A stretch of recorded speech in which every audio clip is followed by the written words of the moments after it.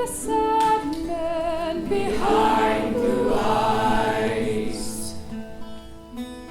No one knows what it's like to be hated,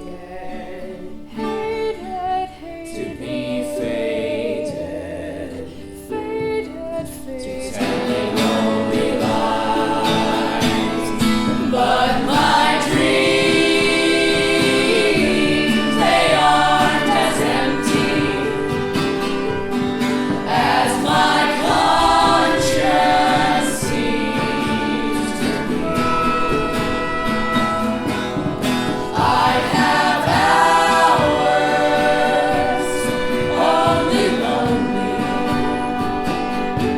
My love is vengeance that's never free. No one knows what it's like to feel these feelings like I do, and I blame you. No one bites back as hard on their anger.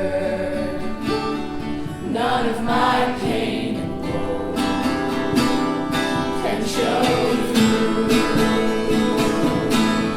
But my dreams, they aren't as empty as my conscience seems to be. I have hours only lonely. My love is vengeance that's never free. When my fist clenches, crack it open before I use it and lose my cool. And when I smile, please tell me some bad news before I laugh and act like a fool. If I swallow anything evil, put your finger down my throat. If I shiver, please give me a blanket. Keep me warm, let me wear your clothes.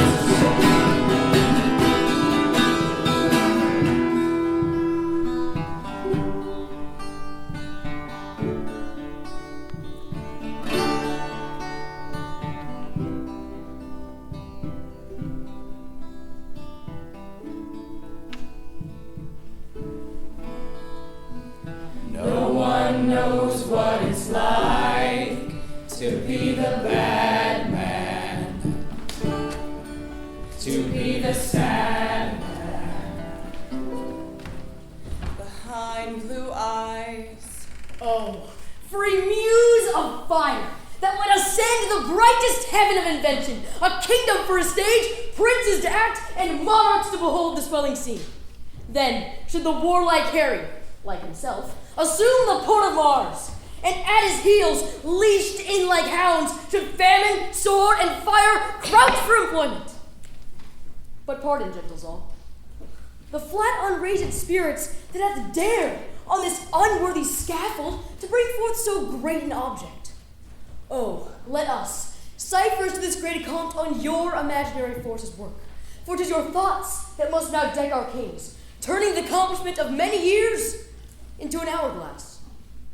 For the which supply, admit me, chorus to this history, who prologue like to your humble patience pray, gently to hear and kindly to judge our play. My lord, I'll tell you that so bill is urged, which in the 11th year of the last king's reign was like and had indeed against us passed, but that the scambling and unquiet time did push it out of further question. But how, my lord, shall we resist it now? It must be thought on. If it passed against us, we lose about half of our possession. But what prevention? The king is full of grace and fair regard, and a true lover of the Holy Church. The courses of his youth promised it not. The breath no sooner left his father's body, but that his wildness mortified in him seemed to die too. We are blessed in the change. Hear him, but reason in divinity. You would desire the king were made a prelate. Hear him debate in commonwealth affairs. You would say, hath been in all his studies. List his discourse of war, and you shall hear a fearful battle rendered you in music. But, my good lord, How now for the mitigation of this bill urged by the Commons? Doth his Majesty incline to it, or no? He seems indifferent, or rather swaying more upon our part, for I have made an offer to his Majesty, as touching France to give a greater sum than ever at one time the clergy yet did to his predecessors part withal. How did this offer seem received, my lord? The French ambassador upon that instant craved audience, and the hour, I think, is come to be me hearing. Is it 4 o'clock? It is. Then go we in, to know his embassy. Where is my gracious Lord of Canterbury? Not here in presence. Send for him, good uncle. Shall we call in the ambassadors, my liege? Not yet, my cousin. We would be resolved before we hear him of some things of weight that task our thoughts concerning us and France. God and his angels guard your sacred throne, and make you long become it. Sure, we thank you. My learned lord, we pray you to proceed and justly and religiously unfold. Why the law Salic that they have in France, or should not bar us in our claim? For we will hear, note, and believe in heart, that what you speak is in your conscience washed as pure sin with baptism. Then hear me, gracious sovereign, and you peers, that owe yourselves your lives and services to this imperial throne. There is no bar to make against your highness' claim to France, but this, which they produce from Pharamond. No woman shall succeed in Salic land, yet their own authors faithfully affirm that the land Salic is in Germany. Besides, their writers say King Pepin, which deposed Childeric, did, as heir general being descended of Blithfield, which was the daughter to King Clothaire, make claim and title to the crown of France. Hugh Capet also, who usurped the crown, conveyed himself as heir to the Lady Werdegear, daughter of Charlemagne. As heir at the time. King Pepin's title and Hugh Capet's claim all appear to hold in right and title to the female. So do the kings of France unto this day. May I with right and conscience make this claim? Descend upon my head, dread sovereign, for in the book of Numbers is it writ, when the man dies, let the inheritance descend unto the daughter. Your brother kings and monarchs of the earth do all expect for you to rouse yourself, as did the former lions of your blood. They know your grace hath cause and means and might. So hath your highness. Never king of England had nobles richer or more loyal subjects. In aid whereof we of the spirituality will raise your highness such a mighty sum as never did the clergy at one time bring to any of your ancestors. Calling the messenger sent from the dolphin. Now are we well resolved, and by God's help and yours, the noble sinews of our powers, France being ours, will bend it to our awe, or break it all to pieces.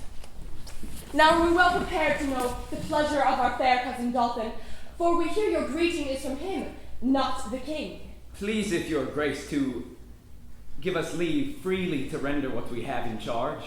We are no tyrant, but a Christian king. Therefore, with frank and uncurbed plainness, tell us the dolphin's mind. Thus then, in few, your highness, lately sending into France, did claim some certain dukedoms, in answer of which claim the prince our master bids you be advised. There's naught in France that can be with a nimble galliard won. He therefore sends you meter for your spirits, this ton of treasure, and in lieu of this, desires you let the dukedoms that you claim hear no more of you. This the Dauphin speaks. What treasure, uncle? Tennis balls, my liege. We are glad the dolphin is so pleasant with us. His present and your pains we thank you for. When we have matched our rackets to these balls, we will in France, by God's grace, play a set, shall strike his father's crown into the hazard. Convey them with safe conduct. Fare you well. This was a merry message. We hope to make the sender blush at it, for now we have no thought in us but France. Therefore, let every man now task his thought, that this fair action may on foot be brought. Now, all the youth of England are on fire, and silken dalliance the wardrobe lies. Now thrive the armorers, and honor's thought reigns solely in the breast of every man. But see, the fault of France hath indeed found out, with treacherous crowns and 3 corrupted men, how for the guilt of France. Oh, guilt indeed. Conferred conspiracy with fearful France, and by their hands this grace of kings must die. The king is sent from London, and the scene is now transported, gentles, to Southampton. There is the playhouse now. There must you sit. But till the king come forth, and not till then, unto Southampton do we shift our scene. Well met, Corporal Nym. Good morrow, Lieutenant Bardolph. What, are ancient pistol and you friends yet? For my part, I care not. But when time shall serve, there shall be smiles. It is certain, Corporal, that he is married to Nell quickly, and certainly she did you wrong, for you were troth plight to her. I cannot tell. Men may have throats, and they may sleep, and some say knives have edges. There must be conclusions I cannot tell. Here comes ancient Pistol and his wife. Good Corporal, be patient here. How now, mine host, Pistol? Base tyke, call'st thou me host? Now by Gad's slugs I swear I scorn the term, nor shall my Nell keep lodger. No, by my troth, not long. For we cannot lodge and board a dozen or 14 gentlewomen who live honestly by the prick of their needles. But it will be thought we keep a bawdy house straight. Oh, well the day lengthens. If he be not you now, we shall see willful adultery and murder committed. Good Lieutenant, good Corporal, offer nothing here. Will you shog off? I will have you solace. Solace, egregious dog! Oh, viper vile! I do retort the solace in thy bowels, for I can take in pistols, cock is up, and flashing fire will follow! Hear me what I say. He that strikes the first stroke, I'll run him up to the hilts, as I am a soldier. An oath of mickle night and fury shall abate. Give me thy fist, thy forefoot to me give. Thy spirits are most tall. I will cut thy throat one time or other for fair turn. That is the humor of it. Couple gorge! That is the word. I thee defy again. Oh, hound of Crete, thinkst thou my spouse to get? Go to! My Lord Pistol! You must come to a master, and your hostess, he is very sick and want to bed! The king has killed his heart. Good husband, come home presently. The king hath played bad humors on the night. It's the even of it. Let us condole the night, for lambkins we will live. For God, his grace is bold to trust these traitors. They shall be apprehended by and by. How smooth and even they do bear themselves, as if allegiance in their bosom sat. My lord of Cambridge and my kind lord of Mesham, and you, my gentle knight, give me your thoughts. Think not that the powers we bear with us will cut their passage through the force of France. No doubt, my liege, if each man do his best. Never was monarch better feared and loved than is your majesty. True, those that were your father's enemies have steeped their galls in honey, and do serve you, with hearts create of duty and of zeal. We judge no less. Uncle of Exeter, enlarge that man committed yesterday that railed against our person. We consider it was excess of wine that set him on, and on his more advice we pardon him. That's mercy, but too much security. Let him be punished, sovereign, lest example breed by his sufferance more of such a kind. Oh, let us yet be merciful. So may your highness, and yet punished too. You show great mercy if you give him life, after the taste of much correction. Alas, your too much love and care of me are heavy orisons against this poor wretch. Will yet enlarge that man, though Cambridge, Scroop, and Grey, in their dear care, would have him punished. And now on to our French causes. Who are the late commissioners? I won, my lord. Your highness bade me ask for it today. So did you me, my liege. And I, my royal sovereign. Then Richard, Earl of Cambridge, there is yours. There's yours, Lord Scroop of Masham, and Sir Knight Grey of Northumberland. This same is yours. Why, how now, gentlemen? What see you in those papers that you lose so much complexion? I do confess my fault and do submit me to your highness' mercy. To which we all appeal. The mercy that was quick in us but late, by your own counsel, is suppressed and killed. See you, my princes and my noble peers, these English monsters. My lord of Cambridge here hath for a few light crowns lightly conspired to kill us here in Hampton, to the which this knight knows less for bounty bound to us than Cambridge's hath likewise sworn. But oh! What shall I say to thee, Lord Scroop, thou cruel, ingrateful, savage, and inhuman creature? Wouldst thou have practiced on me for thy youth? Arrest them to the answer of the law, and God quit them of their practices. I arrest thee of high treason by the name of Richard, Earl of Cambridge. I arrest thee of high treason by the name of Henry, Lord Scroop of Masham. I arrest thee of high treason by the name of Thomas Grey, Knight of Northumberland. Our purposes God hath justly discovered, and I repent my fault more than my death. For me the gold of France did not seduce, although I did admit it as a motive the sooner to effect what I intended. But God be thanked for prevention. Never did faithful subject more rejoice at the discovery of most dangerous treason. My fault, but not my body. Pardon, sovereign. God quit you in his mercy. Hear your sentence. Touching our person seek we no revenge, but we our kingdom's safety must so tender, whose ruin you have sought, that to her laws we do deliver you. Get you therefore hence, poor miserable wretches, to your death. Since God so graciously hath brought to light this dangerous treason lurking in our way, cheerly to see the signs of war advance. No king of England, if not king of France.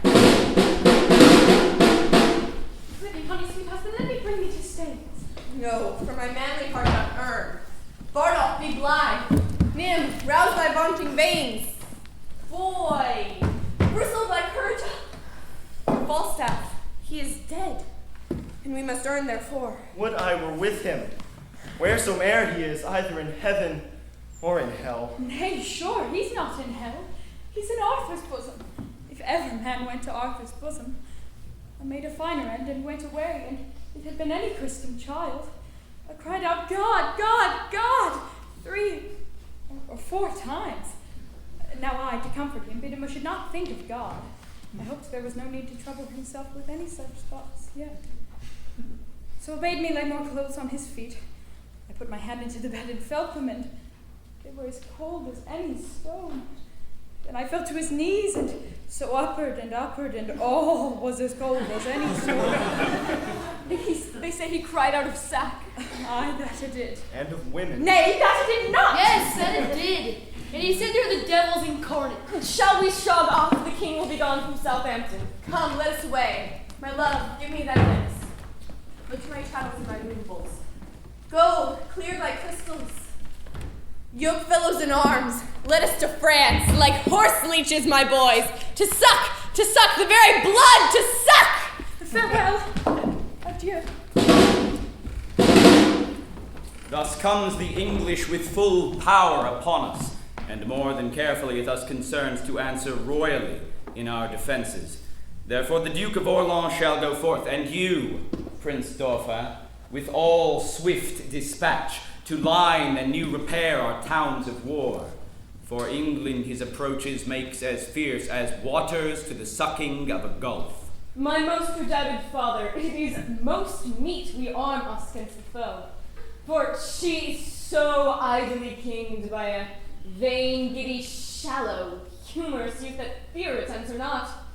Oh, peace, Prince Dauphin. You are too much mistaken in this king. Well, 'tis not so, my lord high constable. Though we think it so, it is no matter. In cases of defense, 'tis better to weigh the enemy more mighty than he seems. Think we, King Harry, strong, and princes look you strongly armed to meet him. Ambassadors from Harry, King of England, do crave admittance to your majesty. We'll give them present audience. Go, and bring them. You see, this chase is hotly followed, friends. Turn head and stop pursuit, for coward dogs most seem to spend their mouths when what they threaten runs far before them. From our brother of England. From him and thus he greets your majesty. He wills you in the name of God Almighty that you divest yourself and lay apart the borrowed glories of a gift of heaven. The law of nature and of nation belongs to him and to his heirs, namely the crown. Or else what follows? Bloody constraint. For if you hide the crown even in your hearts, there will he rape for it. This is his claim, his threatening, and my message. Unless the dolphin be in presence here, to whom expressly I bring greeting to. For us, we will consider of this further. Tomorrow shall you bear our full intent back to our brother of England. For the Dauphin, here I stand for him. What's him from England? Scorn and defiance, slight regard, contempt. Thus says my king. For if your father's highness do not, in grant of all demands at large, sweeten the bitter mock you sent his majesty, he'll call you to so hot an answer of it, that caves and gloomy vaultages of France shall chide your trespass in second accent of his ordinance. Say, if my father render you fair return, it is against my will. For I desire nothing but odds with England. To that end, I did present him with the Paris balls. He'll make your Paris Louvre shake for it, were it the mistress court of mighty Europe. Tomorrow shall you know our mind at full. Thus, with imagined wing, our swift scene flies, in motion of no less celerity than that of thought. Suppose you've seen the well-appointed king at Hampton Pier embark his royalty. Oh, follow, and leave your England as dead midnight. Still, guarded with grandsires, babies, and old women. For who is he, whose chin is but enriched with one appearing hair that will not follow these cold, choice-drawn cavaliers to France? Therein, work your thoughts and see a siege. Behold, the ordnance on their carriages with fatal mouths gaping on the girded hearth floor. And the nimble gunner with linstock now, the devil's hidden tongue is, it all goes down before them. Still be kind and eke out a performance with your mind. Once more into the breach, dear friends, once more. Or close the wall up with our English dead. In peace there's nothing so becomes a man as modest stillness and humility. But when the blast of war blows in our ears, then imitate the action of the tiger. Yeah! Stiffen the sinews, conjure up the blood, disguise fair nature with hard-favored rage. And lend the eye a terrible aspect. On, you noblest English. Follow your spirit, and upon this charge cry, God for Harry, England and St. George! God for Harry, England and St. George! On, to the breach! Pray thee, good corporal, stay! Thy knocks are too hot, and I, for one, am not a case of lives to give. Up to the breach, you dogs! Avaunt, you collions! Be merciful, great Duke, to men of bold. Abate thy rage, abate thy manly rage. Good Volk, abate thy rage, lady, sweet child! These be in good humors. Thy honor wins bad humors. As young as I am, I've observed these three swashers. For BARDOLPH, he is white-livered and red-faced, by the means whereof a face is out and fights not. For Pistol, he hath a killing tongue and a quiet sword. By the means whereof it breaks word and keeps whole weapons. For Nym, he hath heard that the men of few words are the best men, and scorns to say his prayers unless should be thought a coward. They will steal anything and call it purchase. I must leave them and seek some better service. Captain FLUELLEN, you must come to the mine. Duke Gloucester would speak with you. To the mines? Tell me, Duke, it is not so good to come to the mines. For, look you, the mines is not according to the disciplines of the war. The concavities of it is not sufficient. For, look you, the adversary, who may discuss unto the Duke, look you, is digging himself 4 yards under the countermines. The town sounds of parley. How yet resolves the governor of the town. This is the latest parle we will admit. If I begin the battery once again, then I will not leave the half-achieved Harfleur till in her ashes she lies buried. Take pity of your town and of your people.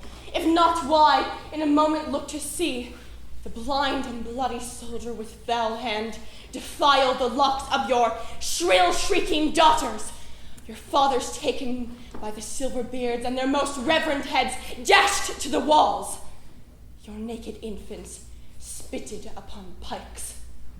What say you? Will you yield in this avoid? Or guilty in defense be thus destroyed? We yield our town and lives to thy soft mercy. Enter our gates, dispose of us in ours, for we no longer are defensible. Open your gates.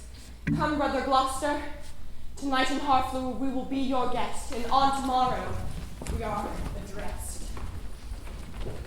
Alice, tu es en Angleterre, tu viens parler le langage. Un peu, madame. Je te prie, monseigneur, il faut que j'apprenne à parler.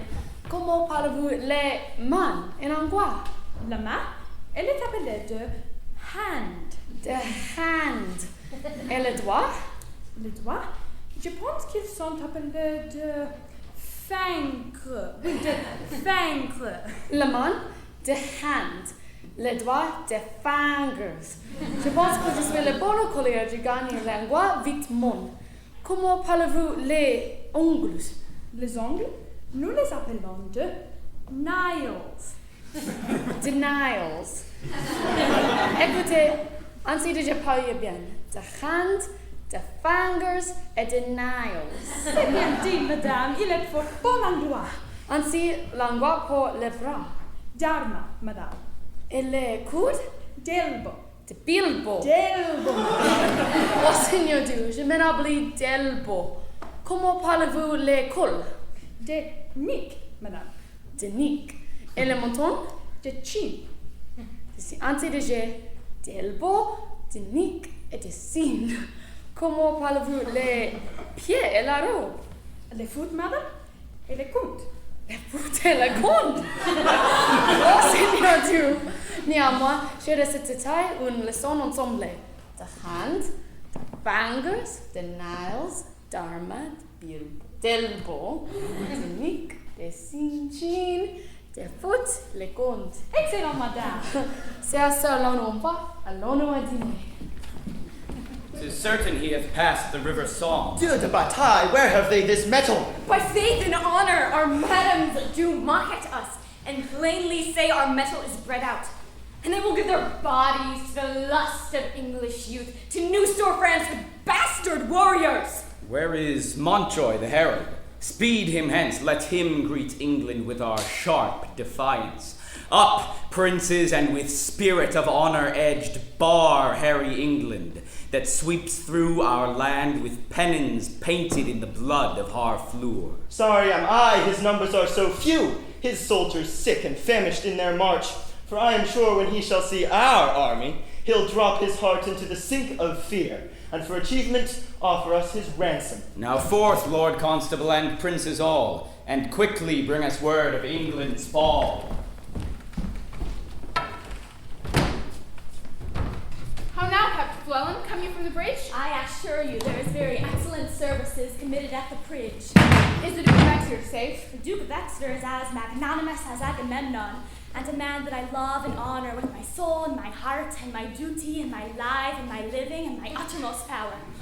There is an ancient lieutenant there at the bridge. I think in my very conscience he is as valiant a man as Mark Antony. And he is a man of no estimation in the world, but I did see him do his gallant service. What do you call him? He is called Ancient Pistol. I know him not. Here is the man. Captain, I thee beseech to do me favors. The Duke of Exeter doth love thee well. Aye, I praise God, and I have merited some love at his hands. Bardolph, a soldier firm and sound of heart, hath stolen the packs, and hanged must be, a damned death. Let gallows gate for dog, let man go free. Therefore go speak, the Duke will hear thy voice, and let not Bardolph's vital thread be cut. Ancient Pistol, if look you, he were my brother, I would have the Duke use his good pleasure and put him to execution, for discipline ought to be used. Die and be damned and fickle for thy friendship! Why, this is an errant counterfeit rascal. I remember him now, a bawd, a cut-purse. I'll assure you I uttered as brave words at the bridge as you shall see in a summer's day. But it is very well. What he has spoke to me, that is well. I'll warrant you when time is served. Why, 'tis a gull, a fool, a rogue, that now goes into wars to grace himself at his return into London under form of a soldier. And such fellows are permitted in the great commander's names. But you must learn to know such slanders of the age, or else you may be marvelously mistook. I'll tell you what, Captain Gower, I do perceive he is not the man who would gladly make show to the world he is.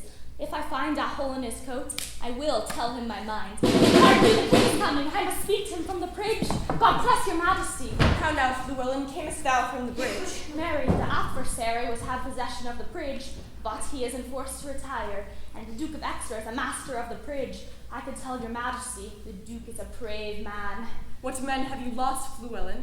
Mary, for my part, I think the Duke hath never lost a man, but one that is like to be executed for robbing a church, one Bardolph, if your majesty know the man. We would give all such offenders, and we give express charge that in our marches through the country there be nothing compelled from the villages, nothing taken but paid for. You know me by my habit? Well, then I know thee. What shall I know of thee? My master's mind. Unfold it. Thus says my king, say thou to Harry of England, though we seemed dead, we did but sleep. Advantage is a better soldier than rashness. Bid him therefore consider of his ransom, which must proportion the losses we have borne, the subjects we have lost, the disgrace we have digested. For our losses, his exchequer is too poor. To this add defiance, and to tell him, for conclusion, he hath betrayed his followers, whose condemnation is pronounced. So far my king and master, so much my office. What is thy name? I know thy quality. Montjoy. Thou dost thy office fairly. Turn thee back, and tell thy master I do not seek him now. My ransom is this frail and worthless trunk, my army but a weak and sickly guard. Go bid thy master well advise himself. If we may pass, we will. If we be hindered, we shall your tawny ground with your red blood discolor, and so Montjoy, fare you well. We would not seek a battle as we are, nor as we are, we say we will not shun it. So tell your master. I shall deliver so, thanks to your highness. I hope they will not come upon us now. We are in God's hand, brothers, not in theirs. March to the bridge, it now draws toward night. Beyond the river we'll encamp ourselves, and on tomorrow bid them march away. Tut, I have the best armor of the world. You have Would an it were excellent, day. You have an excellent armor, but let my horse have its due. It is the best horse of Europe. I will not change my horse with one that treads on 4 pasterns. He is pure air and fire, and the dull elements of earth and water never appear in him, but only in patient stillness when his rider mounts him. He is a horse, and all other jades you may call beasts. Indeed, my lord, it is a most absolute and excellent horse. It is the prince of palfreys. His neigh is like the bidding of a monarch, and his countenance enforces homage. No more, cousin. Nay, for the man that hath no wit cannot. From the rising of the lark to the lodging of the lamb, very deserved praise upon my palfrey. I once writ a sonnet in his praise, and begun thus. Wonder of nature! I have heard a sonnet begin so to one's mistress. Then they did imitate that which I composed to my courser. For my horse is my mistress. Your mistress bears well. Me well, which is the prescript praise and perfection of a good and particular mistress. Nay, for methought yesterday your mistress shrewdly shook your back. I tell thee, good constable, so perhaps did yours. Mine is not bridled. My mistress wears his own hair. Yet do I not use my horse for my mistress. My lord constable, that armor I saw in your tent today, were those stars or suns upon it? Stars, my lord. Some of them will fall tomorrow. And yet my sky shall not want. Who will go to hazard with me for 20 prisoners? You must first go yourself to hazard ere you have them. It is midnight. I will go arm myself. By the white hand of my lady, he's a gallant prince. Swear by her foot that she may tread out the oath. I know him to be valiant. I know that from one that knows him better than you. What's he? Marry, he told me so himself, and said he cared not who knew it. He needs not. It is no hidden virtue in him. My lord high constable, the English lie within 1,500 paces of your tents. Who hath measured the ground? The Lord Grand Prix. Now's the time to arm. Come, shall we about it? It is now 2 o'clock, but let me see. By 10 we shall have each 100 Englishmen. Now, entertain conjecture of a time when creeping murmur and the pouring dark fills the wide vessel of the universe. The country cocks do crow, the clocks do toll, and the 3rd hour of drowsy morning name. Proud of their numbers and secure in soul, the confident, over-lusty French do the low-rated English play at dice. Now, who will behold this royal captain, this ruined band, walking from watch to watch, from tent to tent, and calls them brothers, friends, and countrymen? And so our seeing must to the battle fly, where over pity we shall much disgrace the name of Agincourt. Yet sit and see, minding true things by what their mockeries be. Gloucester, 'tis true that we are in great danger. The greater therefore should our courage be. Good morrow, old Sir Thomas Erpingham. A good soft pillow for that good white head were better than a churlish turf of France. So not so, my liege. This lodging likes me better, since I may say, now lie I like a king. It is good for men to love their present pains, upon examples to the spirit is east. Lend me thy cloak, Sir Thomas. Brothers both, commend me to the princes in our camp. We shall, my liege. Lord in heaven bless thee, noble Harry. thou speakest cheerfully. God mercy, old heart.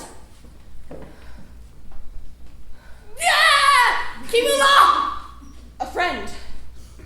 Discuss him to me. Art thou officer, or art thou base, common, and popular? I am a gentleman of a company. What are you? As good a gentleman as the emperor. Then you are better than the king. The king's a bawcock and a heart of gold. I love the lovely Billy. What is thy name? Harry Leroy. Leroy. A Cornish name. Art thou of Cornish crew? No, I am a Welshman. Knowst thou Flewellen? Yes. Art thou his friend? And his kinsman too. The fickle for thee then!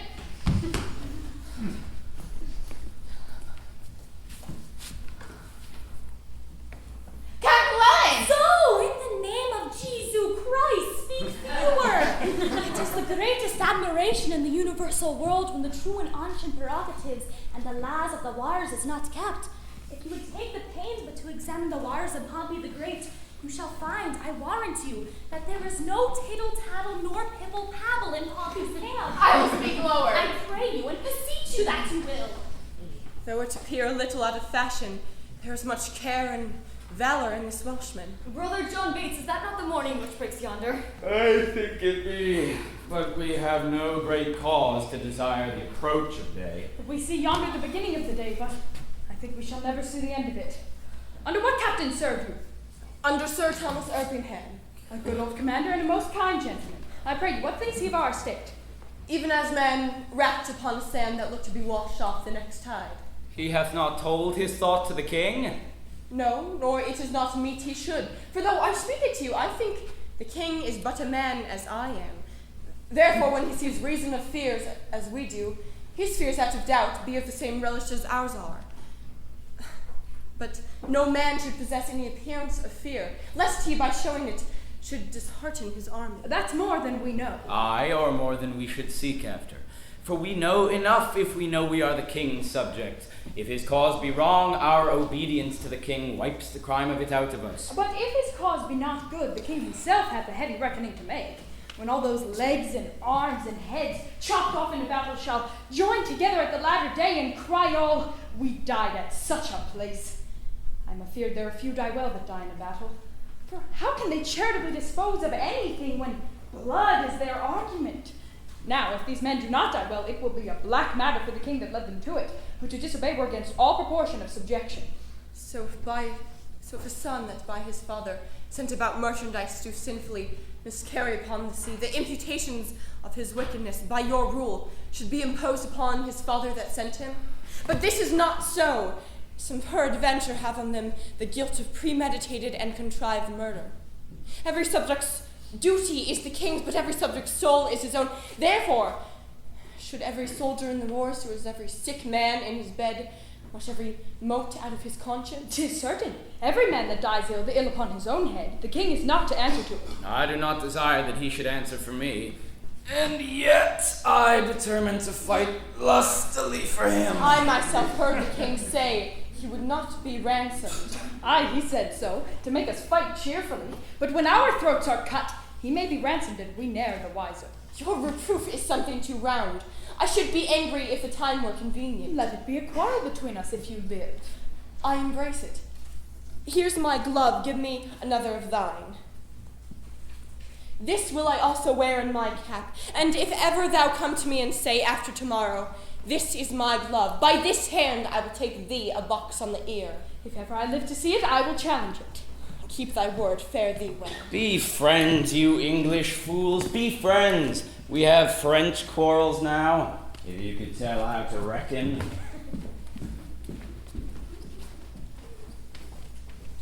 Upon the king, let us our lives, our souls, our children, and our sins lay on the king. We must bear all. What infinite heart's ease must kings neglect that private men enjoy? And what have kings that privates have not too? Save ceremony, save general ceremony, and what art thou, thou idle ceremony? I am a king that find thee, and I know 'tis not the balm, the scepter, and the ball, The sword, the mace, the crown imperial, no, not all these thrice gorgeous ceremony. Not all these, laid in bed majestical, can sleep so soundly as the wretched slave.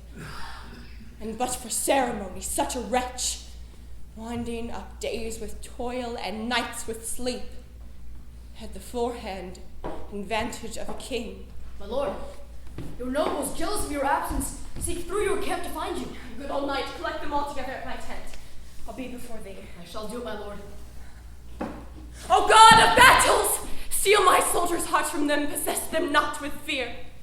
Take from them now the sense of reckoning. If them pose numbers, pluck their hearts from them. Not today, O Lord, oh, not today! Think not upon the fault my father made in compassing the crown. My liege!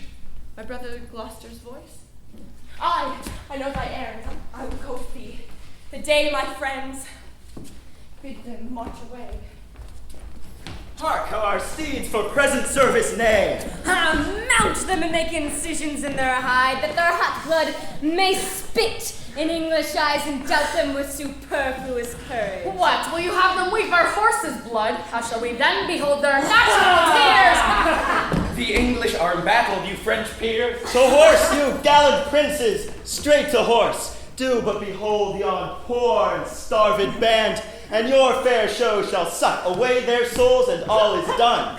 Then let the trumpet sound the tucket sonnets and the note to mount, for our approach shall so much dare the field, that England will crouch down in fear and yield. Why do you stay so long, my lords of France? Yond island carrions, desperate of their bones, ill-favoredly become the morning field, and their executors, the knavish crows, fly o'er them all impatient for their hour. Description cannot suit itself in words to demonstrate the life of such a battle, in life so lifeless as it shows itself.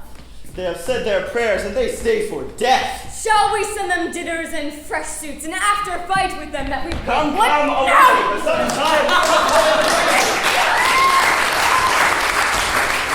Where is the king? The king himself is rode to view their battle. Of fighting men they have full 70,000. There's 5 to 1, besides they are all fresh. Oh, that we had one of the 10,000 men in England that do no work today. What's he that wishes so, my cousin Westmoreland? No, my fair cousin. If we are marked to die, we are now to do our country loss. And if to live, wish not one man more, the greater share of honor. Rather, proclaim it, Westmoreland, that he which hath no fight, no stomach to this fight, let him depart, shall his passport be made. We would not die in that man's company. This day is called the Feast of Crispian. He that outlives this day and comes safe home will stand a tiptoe when this day is named and rouse him at the name of Crispian. Then shall he strip his sleeves and show his scars and say, these wounds I had on Crispin's day. This story shall the good man teach his son, and Crispian shall ne'er go by from this day to the ending of the world, but we in it shall be remembered. We few, we happy few, we band of brothers, for he today that sheds his blood with me shall be my brother. And gentlemen in England now abed shall think themselves accursed they were not here with us, and hold their manhoods cheap whiles any speaks that fought with us upon St. Crispin's day. God's will, my liege, that you and I alone, without more help, could fight this royal battle. Why now thou hast unwished 5,000 men, which likes me better than to wish us one. You know your places. God be with you all.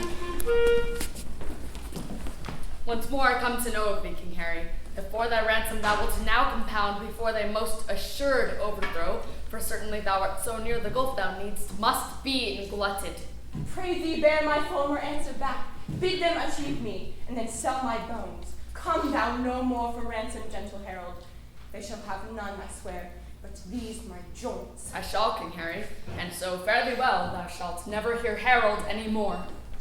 My lord, most humbly on my knee, I beg the leading of the wayward. Take it, brave York. Now soldiers, march away, and how thou pleases God dispose the day.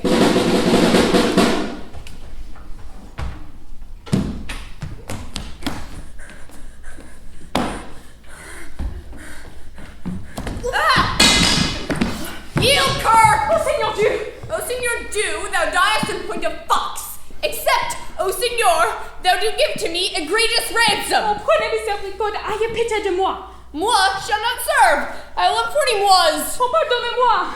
Say some so? Is that a ton of was? Come hither, boy.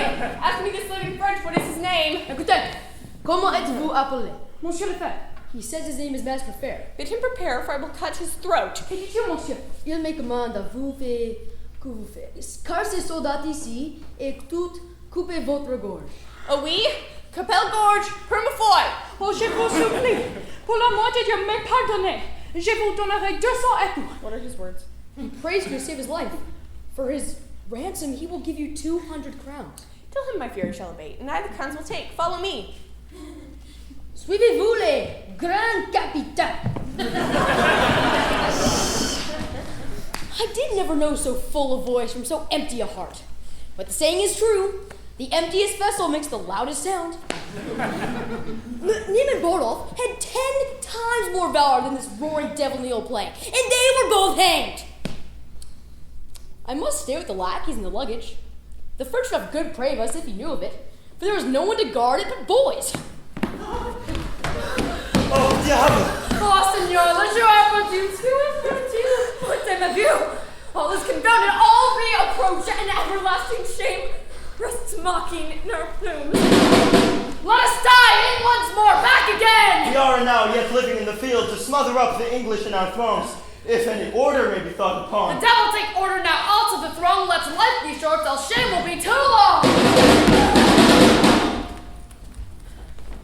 Thrice valiant countrymen, we are not done, yet keep the French the field.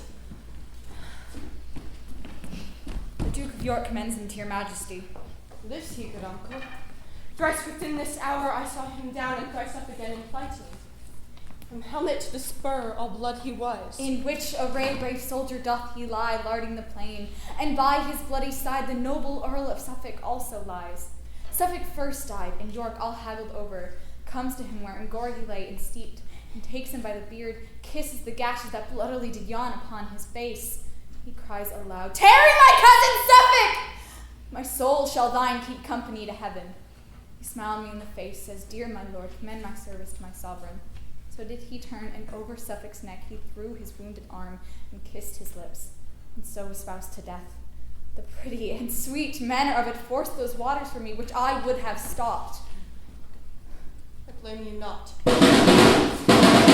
But talk when you alarm is the same. The French have reinforced their scattered men, and every soldier kill his prisoners. Give the word through.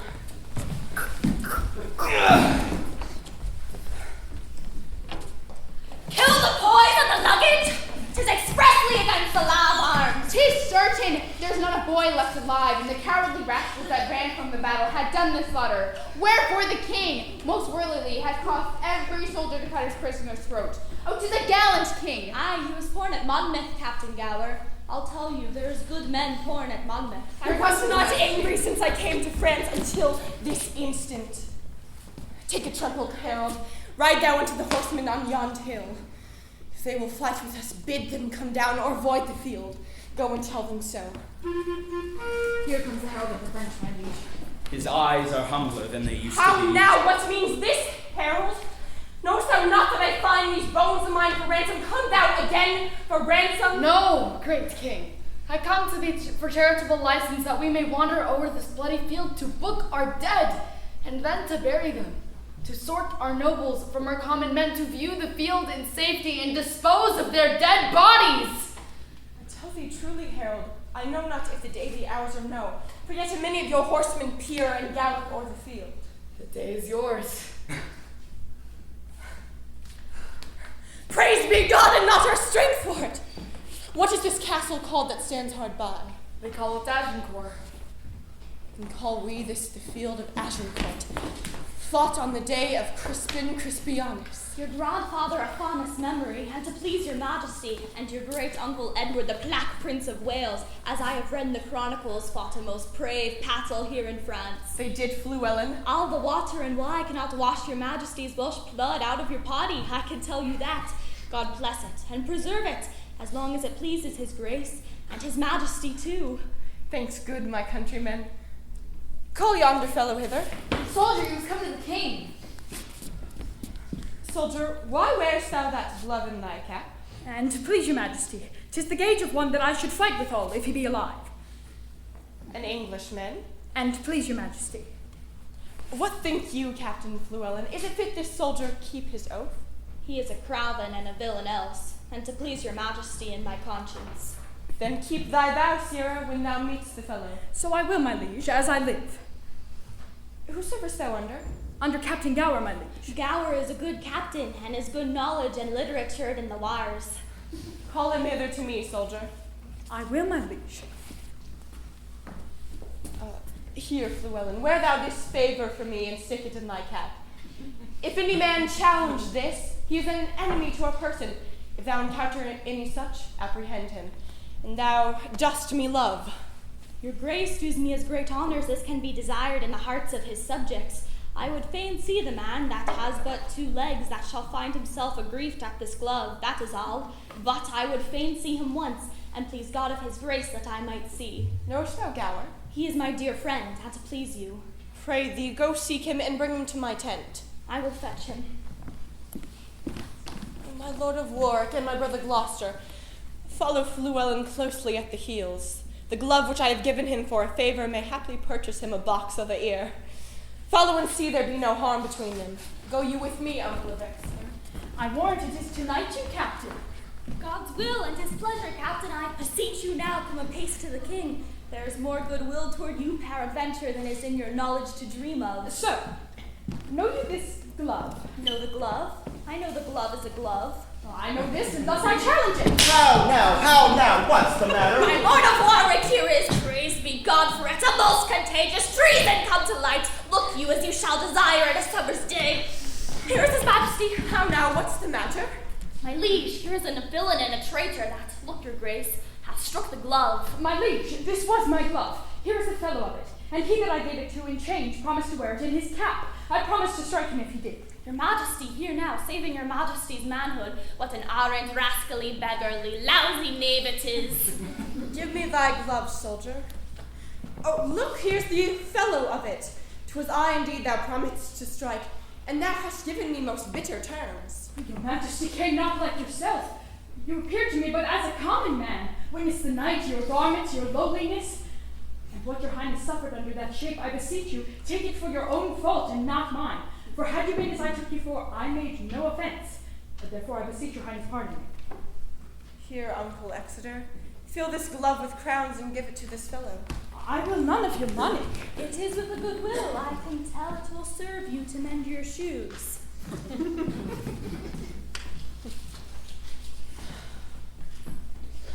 Herald, are the dead numbered? Here's the number of the slaughtered French. This note doth tell me of 10,000 French that in the field lie slain. Where is the number of our English dead? Edward, Duke of York, the Earl of Suffolk, none else of name and of all other men, but 25. Was ever known so great and little loss, on one part and on the other? Take it, God, for it is none but thine. Yes, my conscience, he did us great good. Do we all holy rites, and to Calais then, and then to England, where ne'er from France arrived more happy men. Vouchsafe to those that have not read the story, that I may promise them. Now we bear the king toward Calais. Grant him there, their scene. Heave away upon your winged thoughts athwart the sea. So let him land and solemnly see him set unto London. As yet the lamentation of the French invites the King of England stay at home. The Emperor is coming in behalf of France to order peace between them, and omit all the occurrences whatever chance till Harry's back return again to France. Then brook a bridgeman, and your eyes advance, after your thoughts straight back again to France. Nay, that's right. But why do you wear a leek today? St. David's Day is past. There is occasions and causes, why and wherefore in all things. I will tell you, ask my friend Captain Gower. The rascally, scald, beggarly, lousy, craggy knave Pistol is come to me, and brings me bread and salt, and bids me eat my leek. It was in a place where I could breed no contention with him, but I will be so bold as to wear it in my cap until I see again, and then I will give him a little piece of my desires. Why, here he comes, swelling like a turkey cock. 'Tis no matter for his swellings nor his turkey cocks. God bless you, wanted pistol, you scurvy, lousy knave, God bless you. Ha, art thou bedlam? Hence I'm qualmish at the smell of leek. I beseech you heartily, scurvy, lousy knave, at my desires, and my requests, and my petitions to eat, look you, this leek. Because, look you, you do not love it, I would desire you to eat it. Not for cod, Wallader, and all his goats. There is one goat for you! Would you be so good, scout knave, as to eat it? Or crying out what die! You say very true, scout knave, what God's will is. Thank you. You can't eat the If I am the cudgel, let us see I eat. If I owe you anything, I will pay you in cudgels. You shall be a woodmonger and buy nothing of me but cudgels. God buy you and to keep you and heal your pate. Oh, hell just stir for this! Go, go! You're a counterfeit, cowardly knave. You thought because he could not speak English in his native garb, he could not therefore handle an English cudgel? You find it otherwise. Henceforth, let a Welsh correction teach you a good English condition. Fare you well. Doth fortune play the huswife with me now? News have I that my doll is dead in the spittle of a malady of France. Oh, to England will I steal, and there I'll steal. After will I get into these cudgeled scars, and swear I got them in the galley wars.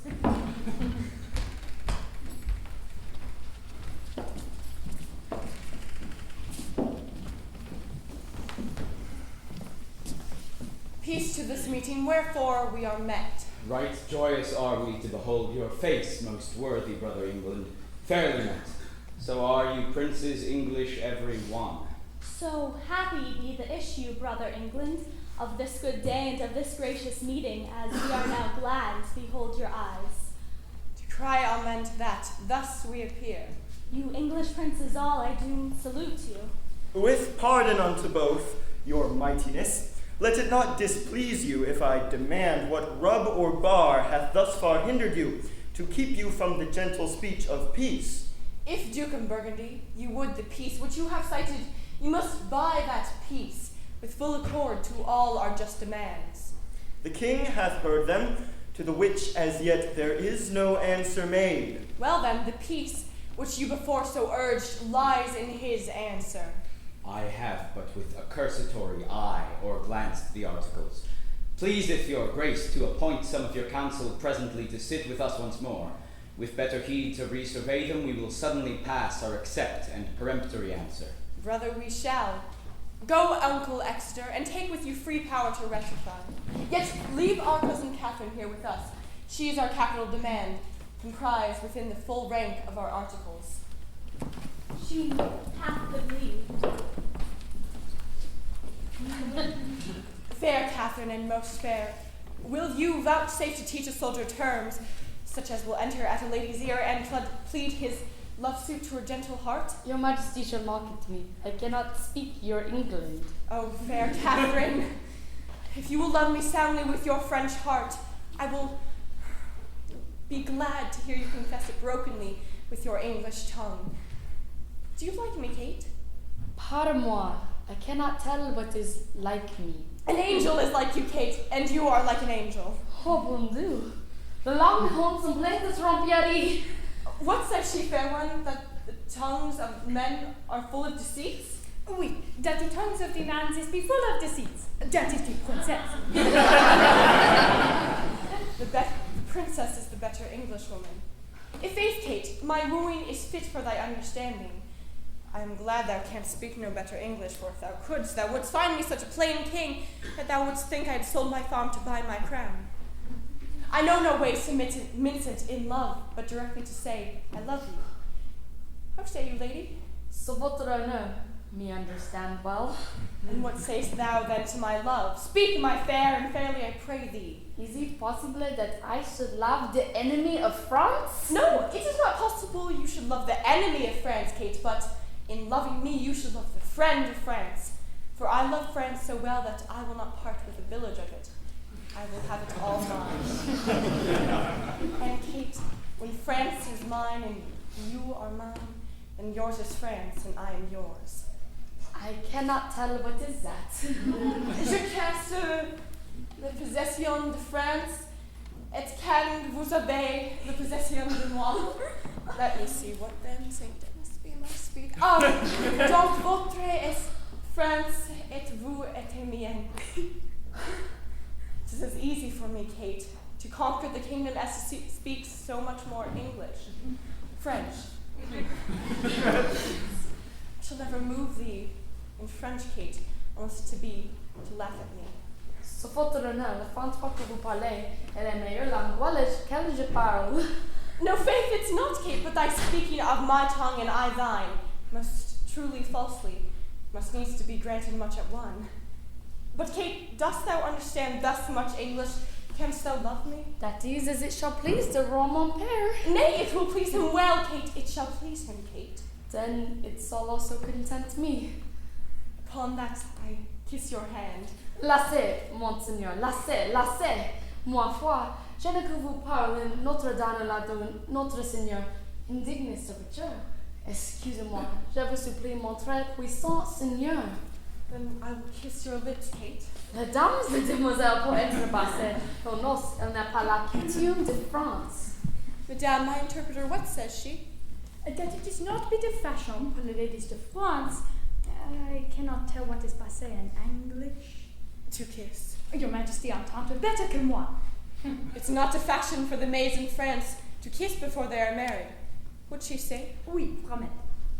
We are the makers of manners, Kate, and the liberty that follows our places stop the mouth of all fine faults, as I will do yours. For upholding the nice fashion of your country, and denying me a kiss, therefore, patiently and yielding. You have witchcraft in your lips, Kate. They should sooner persuade Harry of England than a general petition of monarchs. Here comes your father. God save my royal cousin teach you the princess English. I would have her learn, my fair cousin, how perfectly I love her, and that is good English. We have consented to all terms of reason. Is it so, my lords of England? The king hath granted every article, his daughter first and in sequel all, according to their firm proposed natures. Take her, fair son, and from her blood raise up issue to me, that the contending kingdoms of France and England, whose very shores look pale with envy of each other's happiness, may cease their hatred. Amen. Prepare we for our marriage, Kate, on which day my Duke of Burgundy will take your oath. Then shall I swear to Kate and you to me, and may our oath well kept and prosperous be. Thus far, with rough and all unabled pen, our bending author hath pursued the story. In little room confining mighty men, mangling by start's full course of their glory. Small time, but in that small most greatly lived, this star of England. Fortune made his sword by which the world's best garden he achieved, and of it left his son, imperial lord. Henry VI, an infant band's crowned king. At France and England did this king succeed, whose state so many had the managing that they lost France and made his England bleed, which oft our stage hath shown, and for their sake in your fair minds let this acceptance take.